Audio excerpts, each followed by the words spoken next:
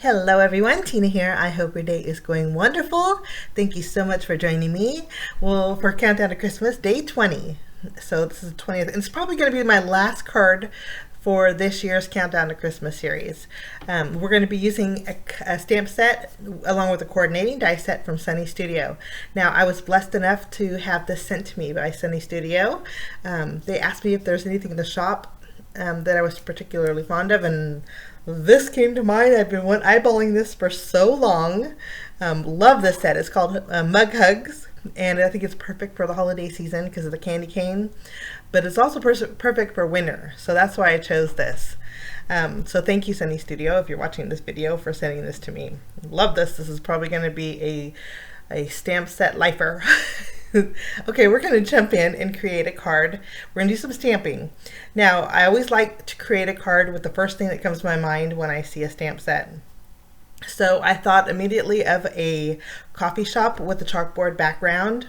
So I'm going to be a little barista today and create a little coffee shop front here. We're going to start off by adding all of our images we're going to use to acrylic blocks. I have the candy cane, the little star sugar cookie. I'm going to use both of the mugs here, and we're going to stamp with Memento Tuxedo Black ink. I'm stamping on Neenah Classic Crest Solar White cardstock, and I love the little marshmallows in here. There's actually a little itty bitty marshmallow in the stamp set too. I'm going to use two of the cookies. My first one didn't stamp as well as I wanted, so I stamped two more. I'm going to stamp my second coffee mug and two candy canes. And that's all the images we're going to use for today. I'm going to go ahead and bring in some Gina K masking magic. It's masking paper, and we're going to do a little bit of masking. Instead of coloring in my coffee mugs, I thought we would do some stamping over the top. So we'll stamp the mug with the marshmallows, and then also the mug with the whipped cream.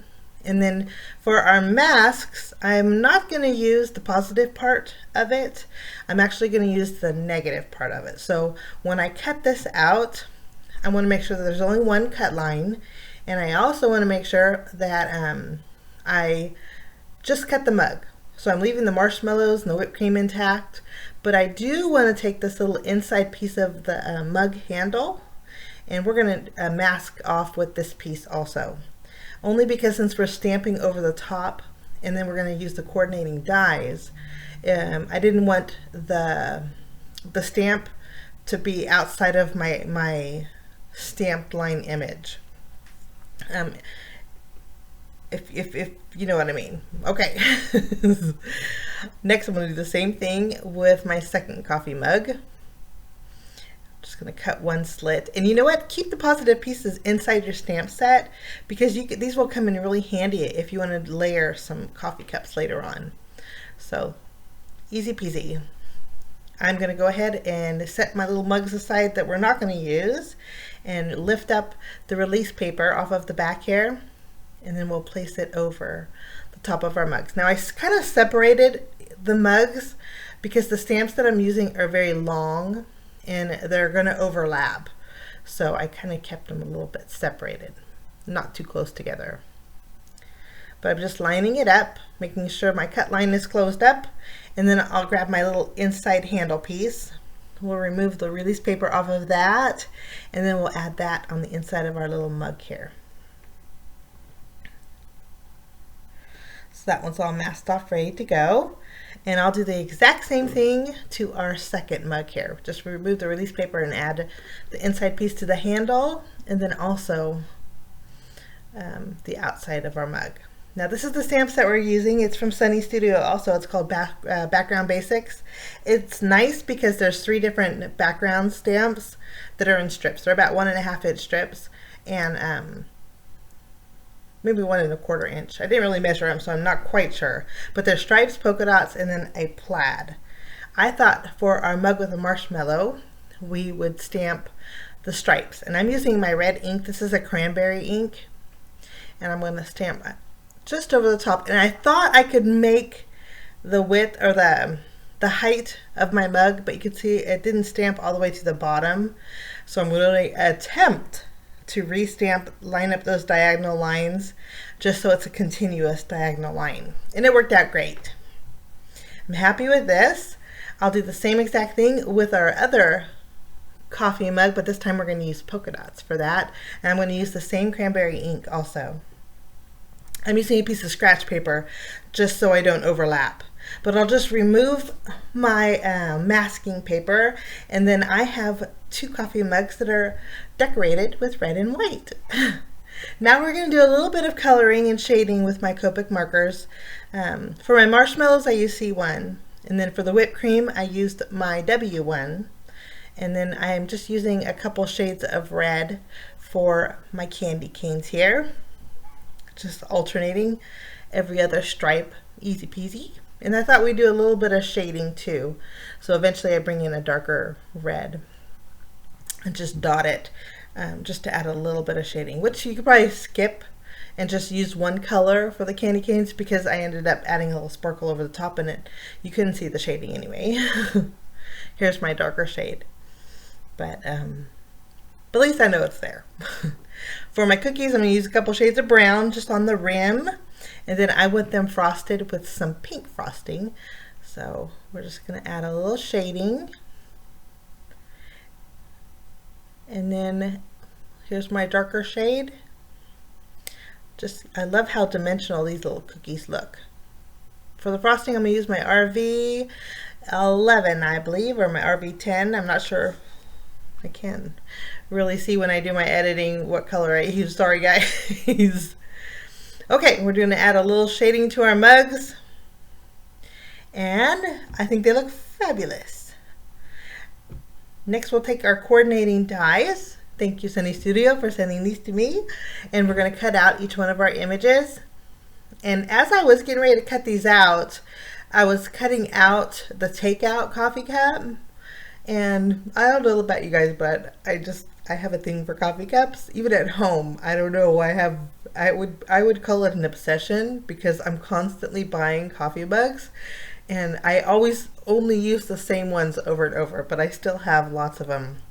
But I thought we'd stamp them all. What the heck? So I'm going to take the takeout coffee cup, ink it up, stamp that, and then while we're stamping, well, I'll do a little shading too with my W1 marker, I believe. And I'm skipping over the cup cozy. For the cup cozy, I have some corrugated paper, corrugated cardstock, and I think that's going to work out perfectly. I just wanted a very neutral coffee mug. This is my corrugated paper. It's kind of like craft paper. I'm just going to take my stamp, ink it up again with my Memento ink, and stamp just the cup cozy part on the bottom corner here. And then I'll use my scissors and just fussy cut this out. This is going to give me just a little bit of added texture to my card. I love texture on cards, guys. I don't know, it just, when you open a card and you see all the bells and whistles, it just makes me happy. Okay, there's my little cup cozy, all good to go. Now I can take the rest of the dies and die cut everything out at once here. We'll just line them up and tape them down and run them through the die cut machine. And we're good to go. I think they look so cute. I don't know about you guys, but don't you just love coffee cups? Okay, we're gonna go ahead and add some candy canes to the one with the marshmallow. I'm gonna add both of them. We're gonna add one a little bit higher than the next. So this one's gonna be peppermint flavored. So cute. I'm gonna kind of tilt it a little bit. Okay, we're gonna add foam adhesive behind the 2 mugs. The takeout that's kind of stuck, I'm gonna just leave flat. But my cookies too will add foam adhesive behind. We'll set those aside, and we're going to create our little chalkboard background. I'm bringing in a 6x6 paper pad. This one is very oldie but goodie. I love wood grain, and I thought we'd create a wood frame around our chalkboard. So I'm trying to find a nice colored wood grain background. I think this one's going to work out great. I'm going to take this, grab my paper trimmer, and we're going to trim down a panel that measures 3.5 inches by 4 3/4. So basically it's going to leave me about a 1/2 inch border around my card base. We'll trim our 2.5 inches and then flip it around and trim at 4 3/4, and we're good to go. I'm also going to bring in a piece of black cardstock for my chalkboard. And that panel will measure 2 3/4 inches by 4 inches, so it's going to fit on the inside. And that's basically going to be my little chalkboard frame. Wasn't sure about how dark the wood would be, but I think it's going to work out just fine. Now to create my chalkboard, I'm bringing my Distress ink pad. This is Picket Fence, and I'm just using a blending tool and adding a little bit of ink to my blender, and then we're going to just add a little bit of shading around the edges. This is since it's just Distress ink, it's going to pull back a little bit, but it's going to add a chalkboard look, basically. You know how when you go over chalkboard it gives that cloudy, milky look? This is what this is going to do. The very bottom is very intense, and that's okay. That's where our mugs are going to go, but I think that's going to work out fabulous. Now for my message, I'm going to bring in my unicorn ink pad, and I'm going to stamp the sentiment that's in the stamp that says, "Wishing you a cup of cheer." I'll ink that up with my unicorn ink pad here. Stamp this towards the top, and it looks just like chalk. That's what I love about this. It is a pigment ink, and it does stay wet for a very long time, so I'm going to use my heat gun and dry it. Before we do that though, I'm going to add a little bit of snow in the background, some snowflakes. Lots of different snowflakes in this stamp set too, so not only mugs but fun sentiments and then lots of snowflakes. I'm going to stamp a few, kind of overlapping on the edge here, and I'm thinking that's looked pretty good. I'll use my heat gun and go ahead and go over my panel to dry it. If you wanted to use some white embossing powder, I think that would look good too, but it wouldn't. It would be a little bit more bold white, and it wouldn't look like chalkboard. That's why I chose my ink pad here.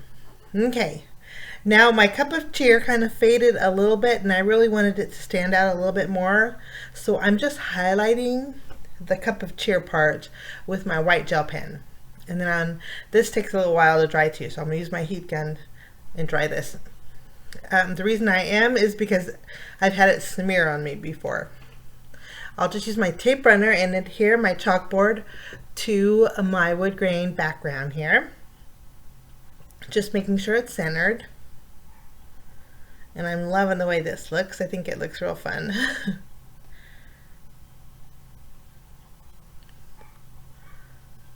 Okay, we are going to go ahead and flip over this panel. I'm going to add some foam tape behind it and pop it up and place this in the center of our card base. We'll add 3 pieces here.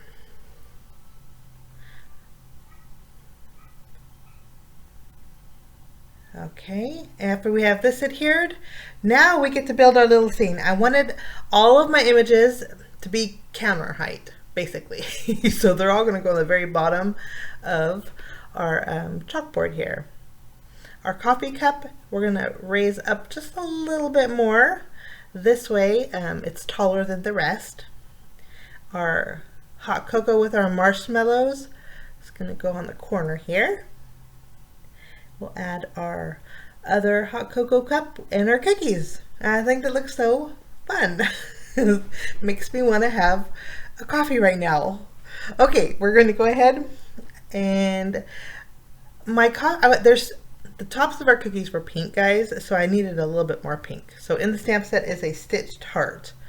I colored that in with the same pink that I used for the frosting of my cookies, and then I used the coordinating die and cut that out too and placed it on my cup cozy just to pull up some of that pink, and I was happy with the way that looked. Now we're going to frost some cookies, so I'm using my Nuvo Simply White crystal drops. I'm just going over the frosting portion of my cookies. Now when you do this over a Copic marker, I have found that the color beneath it kind of bleeds through. So the pink is going to pull up a little bit, so it's not going to be white frosting, it's actually going to be a pale pink. Hopefully you can see in the close-ups. But I added my frosting. Now we're going to add little sprinkles. Like I said before, I love texture, so I'm bringing in some green seed beads. I'm just going to do a little sprinkling over the top of my cookies, and I'm making a mess. I'm just going to do a little adjusting with my craft pick. And I love the way this turns out. Cookies are done. Now I'm going to bring in my red stickles, and we're going to add a little bit of sparkle to our candy canes. I'm just going to go over all the red portion of portions of my candy canes, and this is going to make it a little bit more rich in red color. It's going to add a lot of sparkle.